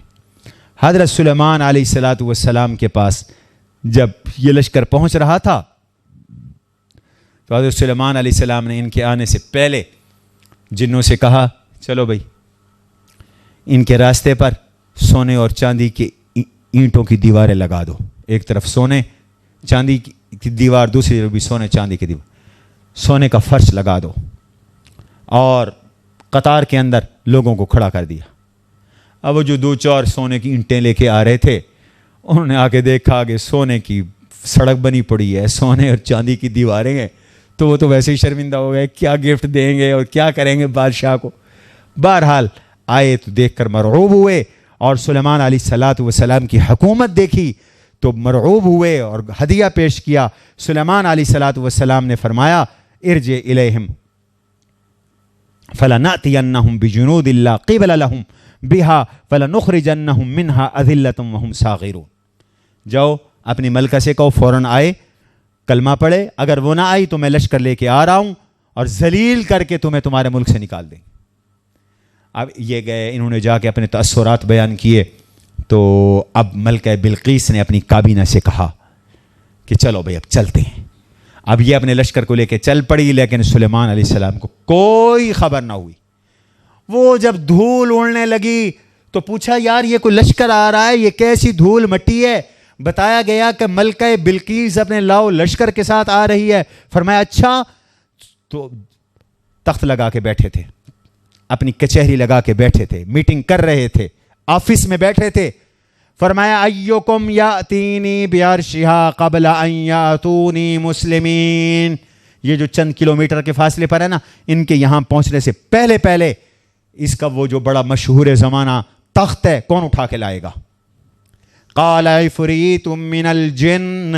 ایک جن تھا، اس کا نام عفریت تھا. اس نے کہا میں لاؤں گا، لیکن اتنا وقت لگے گا کہ آج کی آپ کی مجلس کے ختم ہونے سے پہلے پہلے آ جائے گا.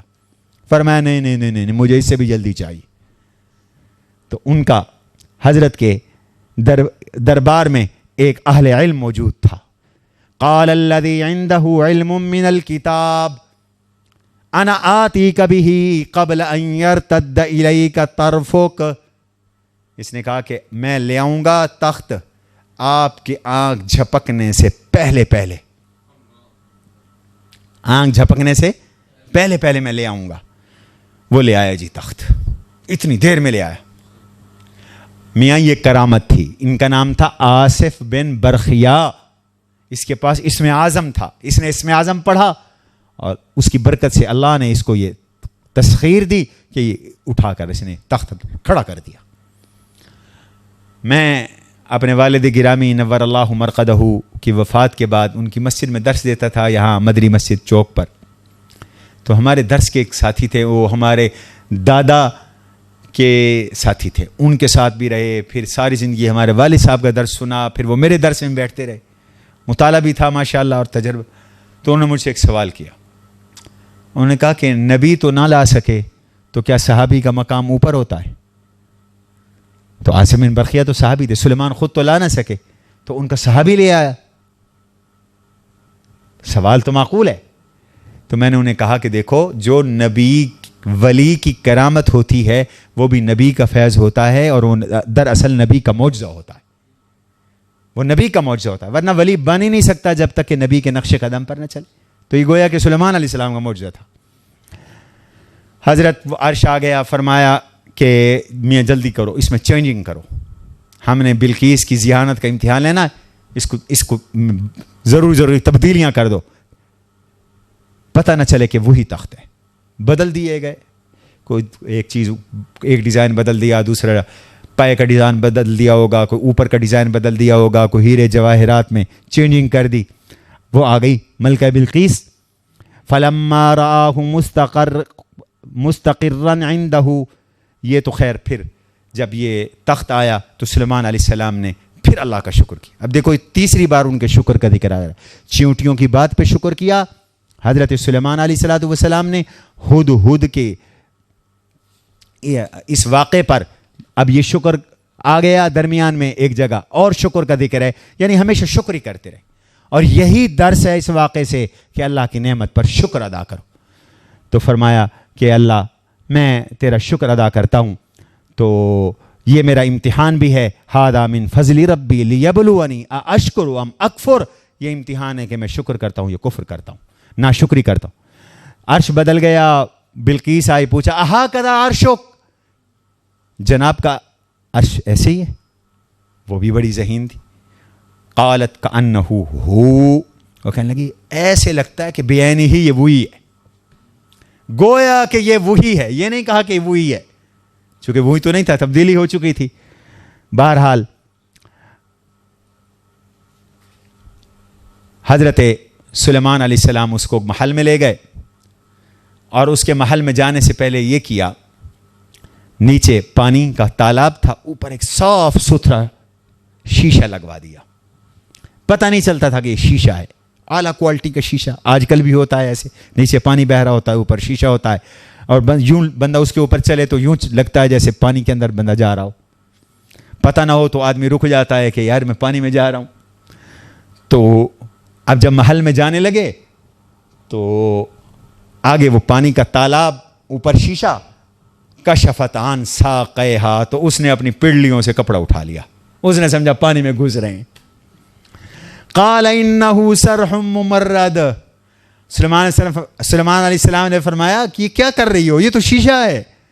سرح ممرد من قواریر, یہ تو شیشہ ہے, شیشے کا محل ہے. اب اس کو اپنے عجز پر افسوس ہوا, اتنی بڑی سمجھدار ہو کر میں نے یہ کیا کیا. پھر اس کو یہ عقل آئی کہ ہم سورج کے پجاری ہیں, ہم سورج کی پوجا کرتے ہیں. بس پھر وہ توبہ طائب ہو گئی اور اس نے کلمہ پڑھ لیا. رب انی ظلمت نفسی واسلمت مع سلیمان للہ رب العالمین. اللہ میں اب تک شرک کر کے ظلم کرتی رہی, اب میں موحدہ بن کر سلیمان علیہ السلام کی کلمہ پڑھنے والی صحابیہ بن گئی ہوں. اس کے بعد اللہ نے قوم سمود کا ذکر کیا. ان کی طرف صالح علیہ السلام آئے اور ان کو اللہ کے دین کی طرف بلایا, اور یہ ذکر بار بار آ رہا ہے. پچھلی صورت میں بھی تھا, اس سے پچھلی صورت میں بھی تھا. قوم نے نہ مانا تو وہ تباہ اور برباد ہوئی, ہلاک ہوئی. لوط علیہ السلام کا ذکر کیا. ولوطا اذ قال لقومہ اتأتون الفاحشۃ وانتم تبصرون, تم بے حیائی کرتے ہو, اعلانیہ بے حیائی کرتے ہو, مردوں کے ساتھ اپنی شہوت کو پورا کرتے ہو, جاہل ہو. انہوں نے کہا کہ لوط علیہ السلام کو بستی سے نکال دو, یہ بڑے نیک پڑاک لوگ ہیں, بڑے نیک باز لوگ ہیں. انہم اناس یتطہرون. چنانچہ جرم کے معاشرے میں, جہاں جرم لوگوں کے رگ و ریشے میں رچ بس جائے, وہاں اگر کوئی اللہ کا نیک بندہ جرم سے روکتا ہے تو پتہ جواب کیا آتا ہے, اے تو بڑا نیک آیا ہے, اے تو بڑا نیک آیا ہے, بڑے پاک باز بنتا پھرتا ہے, جانتے ہیں تجھے. یہ شقاوت اور بدبختی کی انتہا ہوتی ہے کہ جب کسی واعظ کے واعظ پر آدمی اثر قبول کرنے کی بجائے الٹا اس پہ الزام تراشیاں کرے اور اس کو تانے دے, پھر ہلاکت ہوتی. بس کہتے ہیں پھر یہی ہوا. اللہ نے لوط کو نجات دی اور ان کے اہل کو سوائے ان کے بیوی کے سب کو نجات دی, اور باقیوں پہ پتھروں کی بارش برسی اور سارے کے سارے ہلاک ہو گئے. 20ویں پارے کے شروع میں اللہ تعالی نے اپنی قدرت قدرت سے توحید کے دلائل دیے. امن خلق السماوات والارض وانزل لكم من السماء ماء. فرمایا وہ ذات معبود ہے جس نے آسمان زمین کو پیدا کیا, آسمان سے بارش برسائی, پر رونق درخت اور پھل اور پھول تیار کیے. تم خود نہیں اگا سکتے تھے یا کوئی اور خدا ہے؟ تم بتلاؤ, کیا خدا کو, اللہ کو اور دوسروں کو برابر کرتے ہو؟ وہ کون ذات ہے جس نے زمین کو بچھایا, اس میں نہریں چلا دیں, اس میں پہاڑ رکھ دیے, 2 دریاؤں کے درمیان رکاوٹ ڈال دی؟ کوئی ہے اللہ کے ساتھ کوئی اور ایسا کام, اللہ کے علاوہ کوئی اور یہ کام کرنے والا؟ چلو تم بتاؤ. امن یجیب المضطر اذا دعاہ ویکشف السوء, کون ذات ہے جو مشکل میں پھنسے ہوئے کی پکار کو سن کر اس کی پکار کو دور کرے، وہ کون ذات ہے؟ فرمایا وہ اللہ کی ذات ہے، اسی نے تمہیں زمین میں خلیفہ بنایا ہے، پچھلی قوموں کے بعد ان کا جانشین بنایا ہے۔ کون ہے جو تمہیں بر و بحر کے اندھیروں میں راستے بتاتا ہے؟ کون ہے جو ہوائیں بھیجتا ہے؟ کون ہے جس نے پہلی بار تمہیں پیدا کیا؟ کون ہے جو تمہیں دوبارہ زندہ کرے گا؟ کون ہے جو تمہیں آسمانوں اور زمینوں سے رزق دیتا ہے؟ کوئی ہے اللہ کے علاوہ کوئی یہ کام کرنے والا؟ تو بتاؤ کون ہے جو زمین و آسمان کے غیب کا عالم ہے؟ اللہ کے سوا کوئی ہے تو بتاؤ، کو عقل کرو۔ اللہ نے اپنی توحید کے دلائل دیے۔ فرمایا پھر کہتے ہیں کہ جب مٹی مٹی ہو جائیں گے، یہ اگلے رکوع کی بات ہے، تو ہمیں کون اٹھائے گا؟ فرمایا کہ زمین میں چلو، ان کے عبرت کو، ان کے انجام کو دیکھو، جو قیامت اور توحید اور رسالت کے منکر تھے ان کا کیا حشر ہوا۔ پھر فرمایا ان ھذا القرآن یقص علی بنی اسرائیل اکثر الذی ھم فیہ یختلفون، یہ قرآن بنی اسرائیل کو وہ چیزیں بھی بتاتا ہے جس میں ان کا آپس میں اختلاف ہے، یعنی ان کے علم کو قرآن نے اپنے اندر محفوظ رکھا، ان کی باتوں کو بھی محفوظ رکھا، اور قرآن ہدایت ہے اور ایمان والوں کے لیے رحمت ہے۔ لہذا میرے نبی بس آپ پریشان نہ ہوں، ان کی ہدایت آپ کے اختیار میں نہیں ہے، ان کو ہدایت دینے والی ذات کس کی ہے؟ انک لا تسمع الموتى ولا تسمع الصم الدعاء اذا ولوا مدبرین۔ اس آیت کا سیاق دیکھیں، سباق دیکھیں، کفار کا تذکرہ چل رہا ہے، آگے پیچھے کفار کا تذکرہ چل رہا ہے، نہ یہاں کہیں قبر کا تذکرہ چل رہا ہے، نہ مردوں کا تذکرہ چل رہا ہے، کفار کا ذکر چل رہا ہے۔ کفار توحید کے منکر، کفار قیامت کا منکر، کفار کو قرآن نصیحت کر رہا ہے۔ فرمایا کہ ان کافروں کو مردہ سمجھو، ان کافروں کو بولو مردہ سمجھو، ان کو بہرا سمجھو، سمم بکمن عمیون، یہ قرآن کا اسلوب ہے۔ قرآن نے جا بجا کافروں کو گنگا بھی کہا، بہرا بھی کہا، اندھا بھی کہا، مردہ بھی کہا، یہ قرآن کا اسلوب ہے۔ اسی اسلوب میں فرمایا میرے حبیب آپ مردوں کو نہیں سنوا سکتے، یعنی کافروں کو نہیں منوا سکتے۔ اس آیت کا مفہوم یہ ہے، سیغ الکلام لاجلہ، نص یہ ہے آپ مردوں کو نہیں سنوا سکتے، یعنی آپ کافروں کو نہیں منوا سکتے۔ ولا تسمع الصم، آپ بہرے کو نہیں سنوا سکتے جبکہ وہ پیٹھ پھیر کے جا رہے ہوں، جبکہ وہ مراد یعنی کافروں کو آپ نہیں سنوا سکتے، یعنی نہیں منوا سکتے جب وہ کافر پیٹھ دے کے جا رہے ہوں۔ اس مسئلے، اس آیت کا مردوں کے سننے نہ سننے سے تعلق ہی نہیں ہے، پہلی بات تو یہ ہے، کوئی تعلق ہی نہیں ہے اس آیت کا مردوں کے، اور نہ یہ مردوں کے سما کا مسئلہ کوئی ہمارا ایسا مسئلہ ہے کہ جس پر ہماری شریعت کا انحصار ہو۔ کچھ لوگوں نے کو آتے ہی دو چار مسئلے ہیں تو وہ ان مسئلوں کو لے کر بس سارا دن یہی نہیں سنتے نہیں سنتے نہیں سنتے۔ بھائی سنتے ہیں تو کیا ہے، نہیں سنتے تو کیا ہے، تمہیں اسے کیا تکلیف ہے؟ وما انت بہاد العمی، پھر دیکھو اگلی آیت میں صراحت آ گئی، وما انت بہاد العمی عن ضلالتہم، آپ اندھے کو بھی راستہ نہیں دکھا سکتے ان کی گمراہی سے۔ یہاں بھی اندھے سے مراد کون ہے؟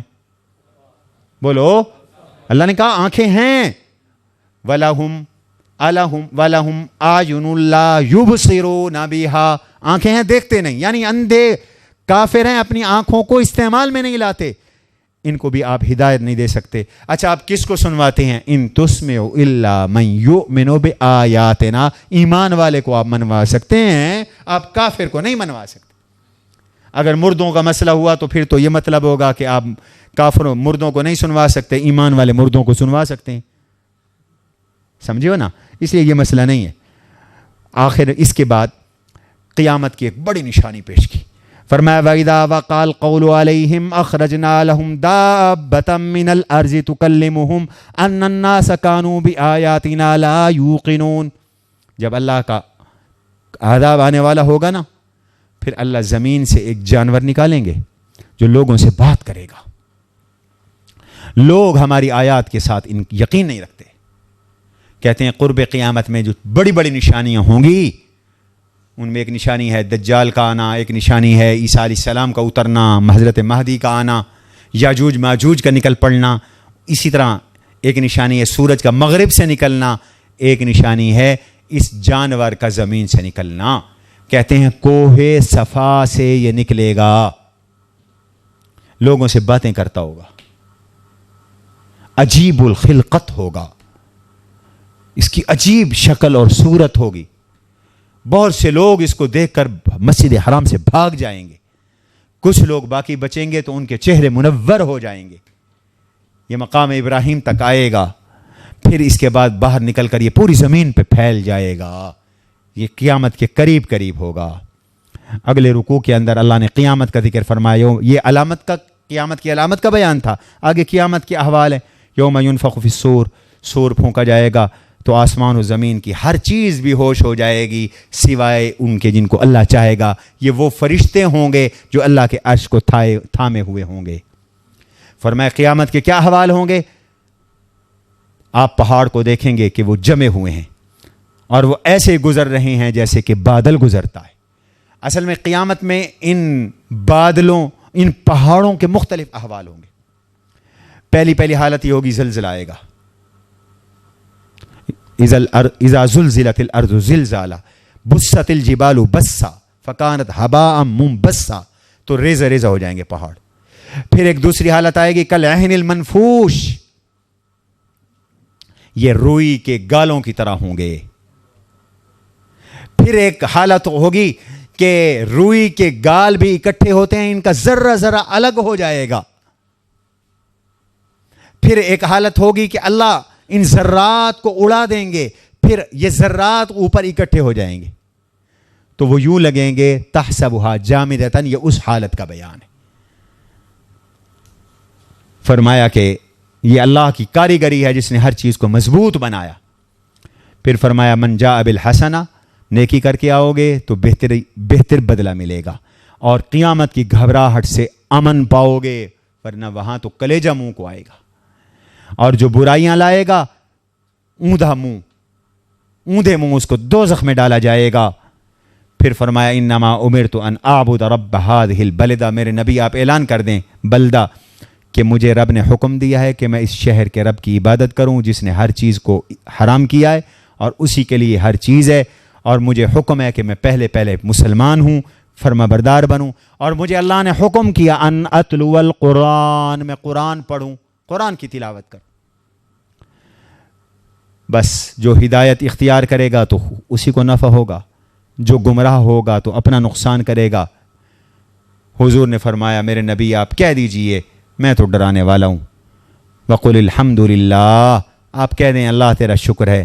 سیریکم آیاتہ فتعرفونہا وما ربک بغافل عما تعملون، تمہارا رب کسی چیز سے غافل نہیں ہے، ان قریب وہ تمہیں اپنی نشانیاں دکھائے گا، پھر جان جاؤ گے، پہچان جاؤ گے. سبحان ربک رب العزۃ عما یصفون وسلام علی المرسلین.